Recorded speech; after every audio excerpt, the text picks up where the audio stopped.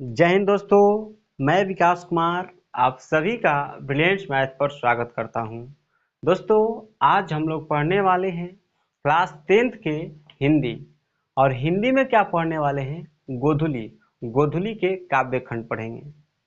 और गोधुली के काव्य खंड में पाठ 1 पढ़ेंगे जिसका नाम है राम नाम बिनु बिरथे जगी जन्मा, जो नर दुख में दुख नहीं माने। इससे पहले इस चैप्टर के लेखक परिचय के बारे में वीडियो बनाकर चैनल पर डाल दिए हैं। यदि आप लोग नहीं देखे हैं तो जाकर उसको देख लीजिए। आज इस वीडियो में हम सिर्फ और सिर्फ कविता के अर्थ समझाने वाले हैं। कविता का भाव क्या है, और इससे भी प्रश्न बनता है। क्या करता है कभी कभी एग्जाम में कि पंक्ति निकाल के कविता का दे देता है और कहता है इसका सप्रसंग व्याख्या करे, सीधा 5 नंबर का आ जाता है। तो चलिए इस वीडियो में सबसे पहले हम लोग समझते हैं कविता के अर्थ, कविता क्या कह रहा है। उसके बाद लास्ट में समझेंगे किस तरह से क्वेश्चन पूछता है। देखिए यही आपका गोधुली है। कौन है? गोधुली बुक है। इसी से हम पढ़ाते हैं आप लोगों को, ध्यान दीजिए। चलिए देखिए, इसमें सबसे पहले हम बता दे रहे हैं, एक बार फिर बता दे रहे हैं, जो ये चैप्टर हम आज कविता पढ़ाने वाले हैं इसके कवि का नाम है गुरु नानक। क्या नाम है? गुरु नानक। और गुरु नानक जी का जन्म 1469 ईस्वी में तलवंडी ग्राम में हुआ है। वर्तमान में यह पाकिस्तान में है। इनके जन्म स्थान को ननकाना साहब के नाम से जानते हैं। और इनकी मृत्यु 1539 ईस्वी में हुई है। और जब इनकी मृत्यु हो रही थी तो यह अपने बाह्य गुरु कहते हुए ये भौतिक शरीर को त्याग दिए थे। तो परीक्षा में ये भी पूछता है कि जब गुरु नानक जी की मृत्यु हुई तो वह क्या कहते हुए अपने प्राण को त्याग किए थे? तो वाह्य गुरु कहते हुए। चलिए ज्यादा हम इस पर चर्चा नहीं करेंगे, इसका वीडियो हम बनाकर डाल दिए हैं, जाकर वहां पर देख लीजिए। इसमें सबसे पहले समझा रहे हैं कि जो कविता है ना, 2 पद है इसमें। इस कविता में कितना पद है? तो 2 पद है। सबसे पहले हम लोग पहला पद पढ़ेंगे। पहला पद जो स्टार्ट होगा ना, राम नाम बिनु बिरथे जगी जन्मा से स्टार्ट होगा। और दूसरा इसका जो पद स्टार्ट होगा, जो नर दुख में दुख नहीं माने। तो पहला पद हम लोग पढ़ते हैं। देखिए पहला पद इसमें कह रहा है ना कि राम नाम बिनु बिरथे जगी जन्मा। देखिए प्यारे बच्चों, सबसे पहले ये हम कविता पढ़ाने से पहले बता दे रहे हैं कि जो गुरु नानक जी जो है ना, इसमें किस देवता के भक्ति के बारे में वर्णन किए हैं? तो आंसर चुपचाप मारिएगा, राम जी के कीर्तन अर्थात राम जी के भक्ति के बारे में वर्णन किए हैं। चलिए ध्यान दीजिए, पहला स्टेंजा क्या रहा है, पहला पद कह रहा है कि राम नाम बिनु बिरथे जगी जन्मा। कह रहे हैं कि आप इस संसार में जन्म ले लिए हैं और राम नाम का जाप नहीं कर रहे हैं, आपका जीवन व्यर्थ है। अर्थात आपका जन्म लेना इस संसार में क्या है? व्यर्थ है। राम नाम बिनु बिरथे जगी जन्मा, बीखू खावे बीखू बोले, बीनु नावे नी फलू मटी भ्रमना। कह रहे हैं कि संसार में मनुष्य तो जन्म ले लिया है लेकिन राम नाम का जाप नहीं करा, उसका जीवन व्यर्थ है। कुछ भी खाएगा कुछ भी बोलेगा वह विष के समान है। तो पहला प्रश्न यहाँ से पूछेगा किसके बिना बोली विष के समान हो जाता है? तो राम नाम के बिना। इस बात को याद रखिएगा। आगे देखिए क्या कह रहा है, आगे करा पुस्तक पाठ व्याकरण बखाड़ो, संध्या क्रम निकाल करे, बिनु गुरु शब्द मुक्ति कहाँ, प्राणी राम नाम बिनु अर्जी मरे। कहने का मतलब हुआ कि कितना भी आप पूजा पाठ करवा लीजिए, संध्या में, संध्या मतलब होता है शाम होता है, कितना भी व्याकरण का ज्ञान अर्जित कर लीजिए, कितना भी पूजा पाठ संध्या कालीन में कर्म कांड करवा लीजिए, बिना गुरु शब्द मुक्ति आपको नहीं मिलेगा। अर्थात गुरु शब्द के मतलब क्या यहाँ पर करें, अर्थात राम नाम का जाप नहीं करेंगे तो आपको मुक्ति नहीं मिलेगी। आई होप कि आप लोग यहाँ समझ में आया होगा। अब बात सही है। और इसमें क्या कर रहा है कि बिना गुरु शब्द मुक्ति कहाँ, प्राणी राम नाम बिनु अरुचि मरे। यानी राम नाम का जाप नहीं करेंगे, राम नाम के बिना इस सांसारिक जीवन उलझ कर मनुष्य मर जाता है। इसलिए राम नाम का आपको जब करना है। ध्यान दीजिए आगे क्या कह रहा है।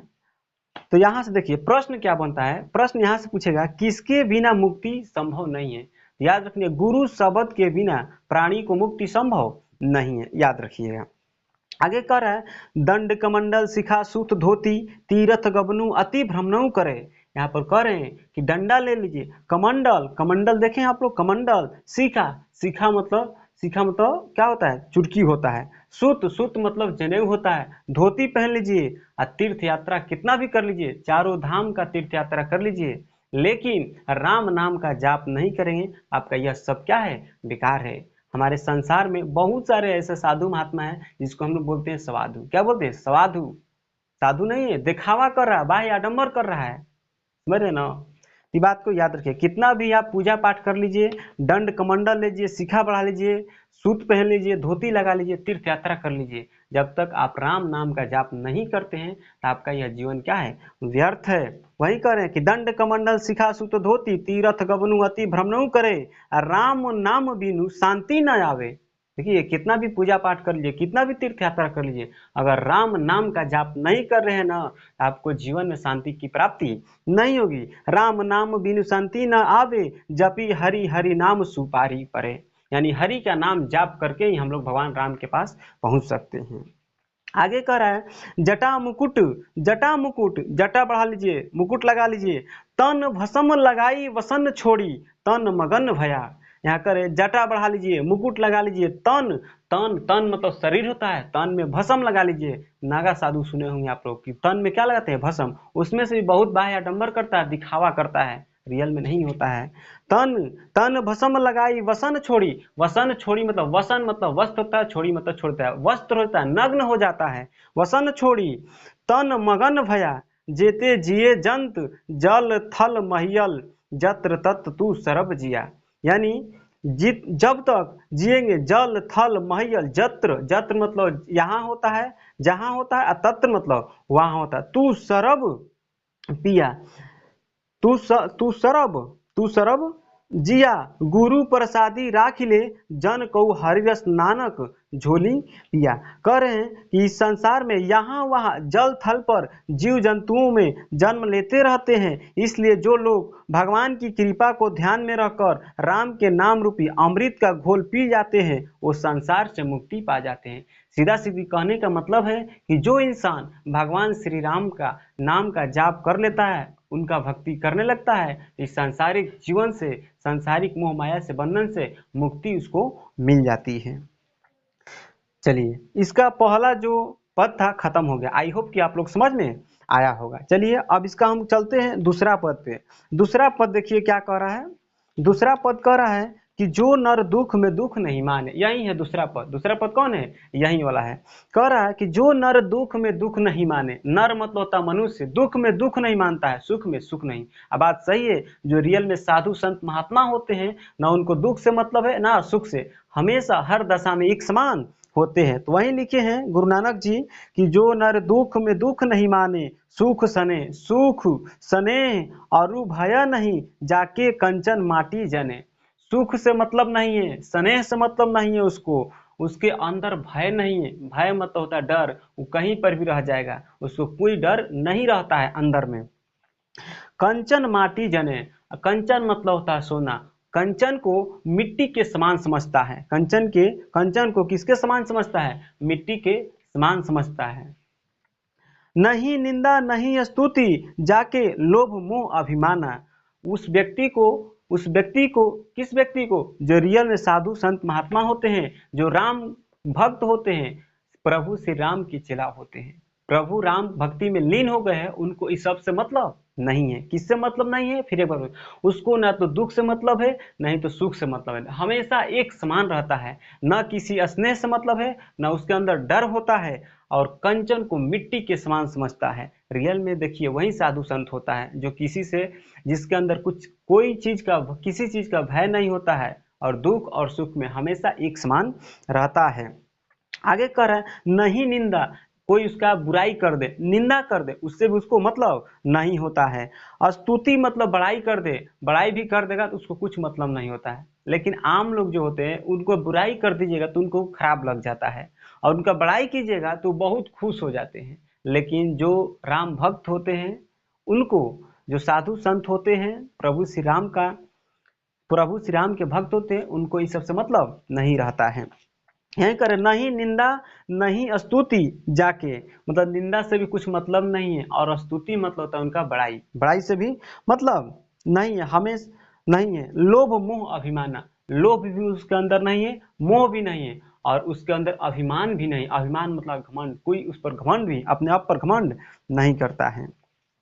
आगे कर हर्ष, हर्ष मतलब होता है खुशी, हर्ष मतलब क्या होता है खुशी। शोक मतलब होता है दुखी, हर्ष शोक ते रहे निहारो, ना ही मान अपमान। ना दुख से मतलब है, ना खुशी से मतलब है, ना दुखी से, ना मान से, ना अपमान से, हमेशा एक दशा में रहता है। ये नहीं कि किसी उसका कौन मान किया कौन अपमान किया। लेकिन एक सिंपल आदमी उसका बड़ाई कर दीजिए तो खुश हो जाता है, अपमान कर दीजिए उसका बेइज्जती के दुखी हो जाता है। लेकिन जो रियल में साधु संत होते हैं उन पर कोई प्रभाव नहीं करता। कौन बता रहे हैं सब? तो गुरु नानक कह रहे हैं, रियल में सही बात है। आगे कह रहे हैं आशा मनसा सकल त्यागी, उसके अंदर किसी चीज का आशा नहीं है, मनसा मतलब लालसा नहीं है, सकल त्यागी सब त्याग दिया है, के जगते रहे निराशा, काम क्रोध जेहि परसे नाही, तेहि घट ब्रह्म निवासा। वैसे व्यक्ति जो काम क्रोध और लोभ, काम क्रोध लोभ, एक प्रश्न यहाँ से याद रखिएगा, देखिए आगे पढ़ाएंगे संस्कृत में आप लोग को, उसमें आएगा कि नरक के कितने द्वार होते हैं, तो नरक के 3 द्वार होता है, काम होता है, क्रोध होता है, लोभ होता है। देखिए काम के मतलब भी नहीं, हम भी अपना भी काम कर रहे हैं, काम के मतलब यहाँ ये मतलब नहीं है, काम के मतलब होता है गलत विचार, उसके अंदर गलत विचार नहीं आना चाहिए।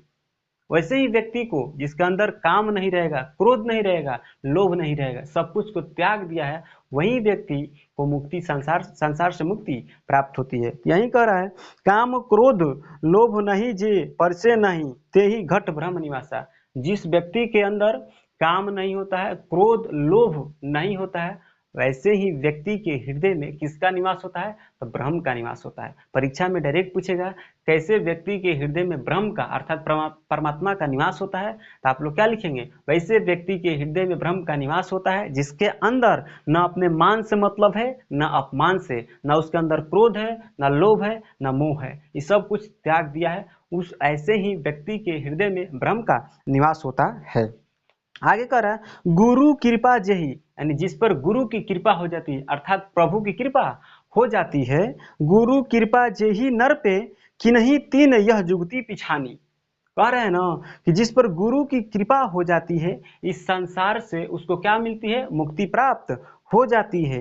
अब लास्ट में नानक जी क्या कह रहे हैं? नानक जी समझा रहे हैं कि नानक लीन भयो गोविंद सो, जो पानी संग पानी, अपने आप को कह रहे हैं और हम लोग भी सुझाव दे रहे हैं, ईश्वर की भक्ति में इस प्रकार लीन हो जाइए। अपने आप को तो कहे हैं कि नानक इस प्रकार भक्ति में, प्रभु श्री राम के भक्ति में लीन हो गए हैं, जिस प्रकार पानी को पानी में आपस में मिला देंगे उसी तरह। बताइए आप ही लोग, पानी को एक गिलास इधर से पानी लेंगे, एक गिलास इधर से, दोनों को आपस में मिला देंगे तो उसमें पानी दिखाई देगा कि कौन इस गिलास का है कौन इस गिलास का? नहीं ना समझ में आएगा। ठीक वैसे ही गुरु नानक जी इसमें कह रहे हैं अपने आप को कि हम ईश्वर में इस तरह लीन हो गए जिस तरह पानी के संग पानी मिल जाता है। और हम लोग भी सुझाव दे रहे हैं कि आप ईश्वर की भक्ति में इस तरह लीन हो जाइए जिस तरह पानी को पानी में आपस मिला दिया, जिस तरह पानी और पानी आपस में मिलकर लीन हो जाता है। चलिए आई होप कि आप लोग पूरा ये कंप्लीट समझ में आया होगा। जितना मुझे, देखिए हम कभी पढ़ाते हैं आप लोग को तो कोशिश करते हैं कि पूरा डिटेल में पूरा क्लियर समझा दें। अब आप लोग एक होमवर्क दे रहे हैं कि आप लोग जरूर जाके इस चैप्टर का ऑब्जेक्टिव बनाइएगा। इतना तो गारंटी है, एक भी ऑब्जेक्टिव छूटने वाला नहीं है। और अभी तो मेरे पास उतना सुविधा नहीं है, कुछ दिन में हो जाएगा, ठीक ना? और हो जाएगा तो आप लोग हम objective total A to Z करवाएंगे ऑल सब्जेक्ट का। अभी ऐसे ही पढ़ा दे रहे हैं। चलिए ध्यान दीजिए। चलिए अब कुछ ना ध्यान देना, ये सब हो गया। ठीक है, अब इतना ही है, इसमें जाकर ऑब्जेक्टिव बनाइएगा बुक से, आप लोग से बन जाएगा। आई होप कि आप लोग पूरा कंप्लीट समझ में आ गया होगा। फिर मिलते हैं नेक्स्ट वीडियो में, तब तक के लिए जय हिंद।